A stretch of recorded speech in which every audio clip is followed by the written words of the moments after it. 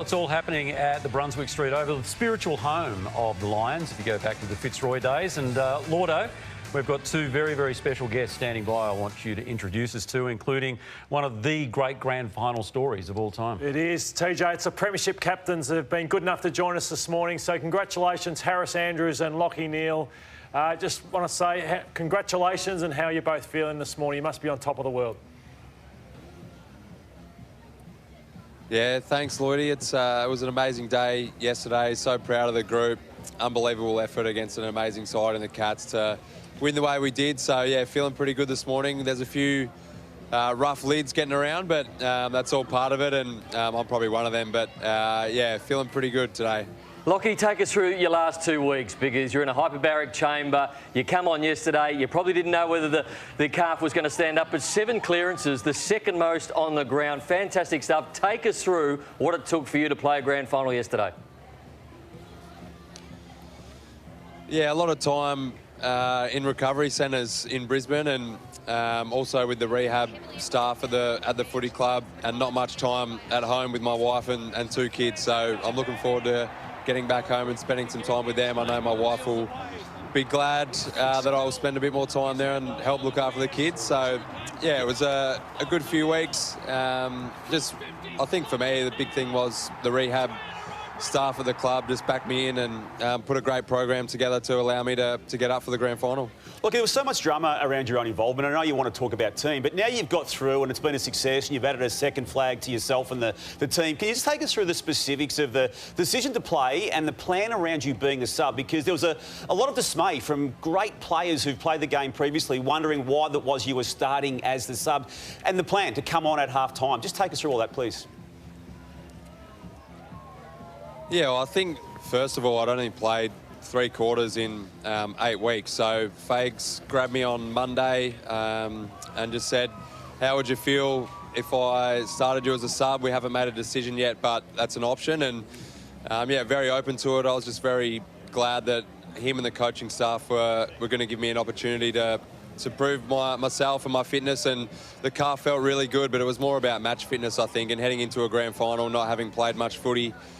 It was a pretty good call in the end, and it worked out really well. And yeah, we spoke through the week, and Fags decided on Thursday that we're gonna use you as a sub, and reassured me that if things sort of got out of hand early, that he would put me on, and if the game was in the balance, sort of halfway through the game like it was, that he'd insert me. So yeah, the plan worked out well, but it wasn't just me. I think, like you said, I don't want to make it all about me. The boys were amazing in that second half. Even the first half, the Cats sort of threw everything at us, and the way we responded was unbelievable. I was sitting there like a cheerleader in the first half, and our pressure was so good. Our tackling was unreal, and yeah, I was lucky enough to come on fresh and sort of take advantage of that. Well, the bloke leaning over your shoulder was unbelievably impressive, especially in that first half. Harris, well done, mate. That back 6, you guys performed so well and held up, and it did come off the back of the midfield pressure, helping those jack balls for you guys to intercept.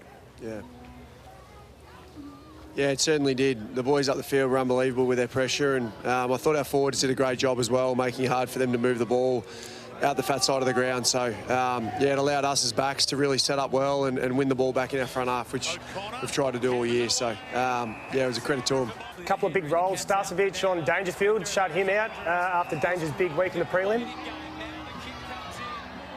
Yeah, it was. We set Stars for that role. He's a big ball, and we knew Paddy's going to be a big ball as well. So it was great to see those two going head-to-head. Stars is an unbelievable defender, and really appreciate the work he does. So, yeah, it was a big matchup. We obviously knew that Pat had played so well the week before, and he was going to be a big factor. So the fact that Stars did a job was really impressive. Harris, I mean, the day's obviously not foreign to you, but there was a real calmness about the Brisbane Lions from what we could see here. I mean, we saw you here on Thursday night for the My Room Telethon, whether it was, you know, strolling around the corridors there at the Pullman or whatever. There seemed to be a real calmness about the Lions. Was that one of the key factors, do you think? Yeah, I think so. Honestly, you sort of probably did a bit of reflecting after 2023, talking about the week, and, you know, you work so hard to try and get yourself to grand final week, and then I felt personally in 23 that I didn't let myself enjoy it. I was really tense and really worried about the game, and you know, after last year sort of thing, it's a great week to be a part of, and I think you just got to embrace it and recognise that it's different to every other week during the season. So I just implore all my teammates and myself as well to really just buy into the week and everything that comes with it. And it's funny how you know, seems to work out and you play really well when you're a little bit calm and just enjoying yourself. Lachie, what are we witnessing with Will Ashcroft? In the system only for 3 years, a two-time Norm Smith medalist. He's also missed a full season with a knee reconstruction and has played only 58 games of footy. Can you just take us through what you've observed in his short time in the game? Oh, he's a freak. He's built for those moments. He's built for finals footy. The way he works on his craft is unbelievable. He spends so much time with his touch, working with Brucey, our midfield coach, on his role. And, yeah, he's turned into one of our most important players. He's an absolute star, and I can't wait to see what he does over the next 5 or 6 years. He's unbelievable. We're very lucky to have him and his brother Levi. Harris, you came on the show Thursday night and Matty Lloyd said you've been the player of the final so far, and again yesterday. Unbelievable. 18 disposals, took the most intercept marks on the ground. Were you surprised late in the last quarter that Bailey Smith wanted to have a bit of a push and shove and maybe a little bit of a conversation when you were so far in front?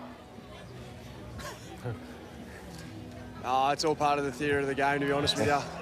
You know, Bailey's a great competitor, and I really admire the way he goes about the game. So I'm not sure whether that got caught on camera or not, but it did. Yeah. No, I reckon it did, mate. I was enjoying myself out there. Probably a little bit more than Bailey, but yeah, it is what it is, and just get on with the job. Hey, Lachie, it was 11 stoppage goals to 4, so it was a midfield mauling.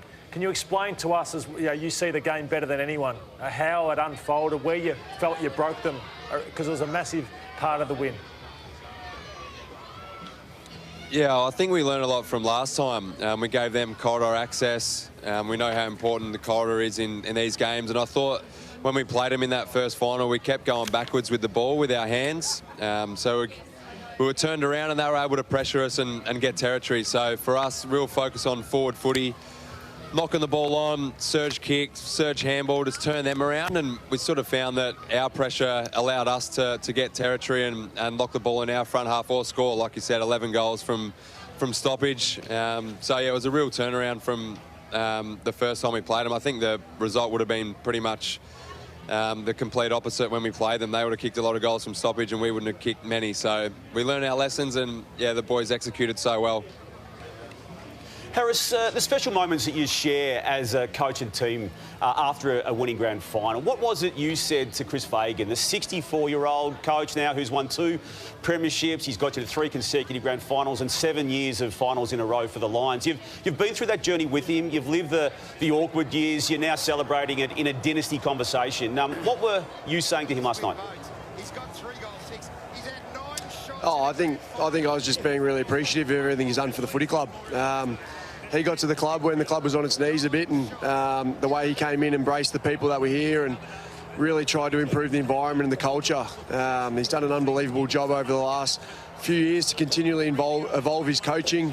He's always looking to improve, which for us as players, you know, when your coach is looking to get better as a coach, that's just inspiring as players. And yeah, I've really admired the way he's gone about it. Obviously, you know, to win 2 premierships as a coach is awesome.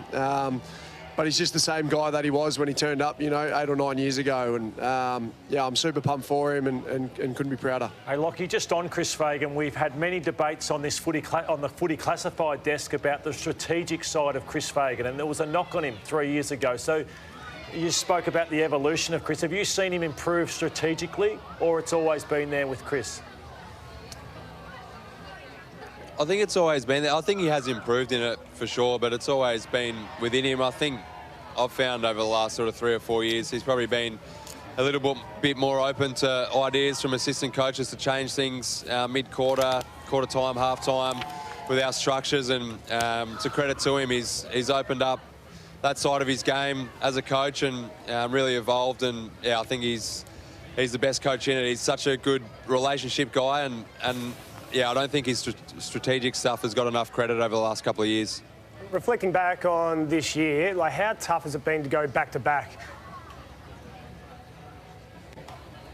Yeah, it's definitely a challenge. I think, you know, when you win a premiership, everyone's coming for your head, and we knew that coming into this year, that teams would get themselves up. We were in the exact same position in years gone by when we weren't the premiers. Every time we get an opportunity against the reigning premiers, we'd try and knock them off. And you know, we had a really tough draw. You know, we had a lot of injuries, a lot of adversity in that sense. And I'm just most proud probably about the resilience shown by the group. At no point during the season, you know, we obviously had fluctuations in our form, but at no point in the season did we sort of give up and think this is all too hard. I think the development shown by a lot of the younger guys and the opportunity for those guys to come in and play really well and important footy for us is awesome. I think we might have had eight guys under 22 or 23 yesterday, which is, you know, obviously bodes well for the future. But those guys are playing unbelievable football, great teamwork, and yeah, I'm just really proud of the adversity that we've worked through this year and the resilience shown.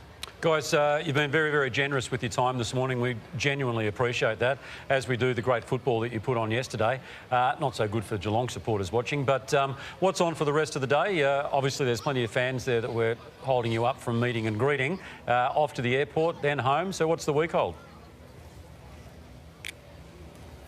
Yeah, I think we go out to Springfield to Brighton Homes Arena. The girls are playing today, so we'll head out there and hopefully they get a win and we celebrate with them, and the fans will come out there and get presented out there tonight as well. So big day today, but we love it. We can't thank our fans enough for the support they've shown, not only this week but the whole year. The last 5 or 6 years that I've been at the club, the support's been unreal. So looking forward to today. And then, yeah, I don't actually know what we got after that, but should be a good few days. Yeah, terrific stuff. All right, well, congratulations again. And as I said, we do appreciate the time you've given us this morning. Thanks, guys. Thanks, guys. Thank you. Well, the big names keep on coming on the Sunday Footy Show. You can see I think the key to any team is your senior core players, to anything. So as good as a coaching staff will be, you look at the great Hawthorn sides and you'll just go, obviously they had Mitchell and they had Hodge and they had Rufford and they had Franklin, and like any team, Richmond. You need good leaders, don't you? Yeah, leaders. And look at those two. How good are those two? Very different in personalities. Yeah. Outstanding captain. Yeah.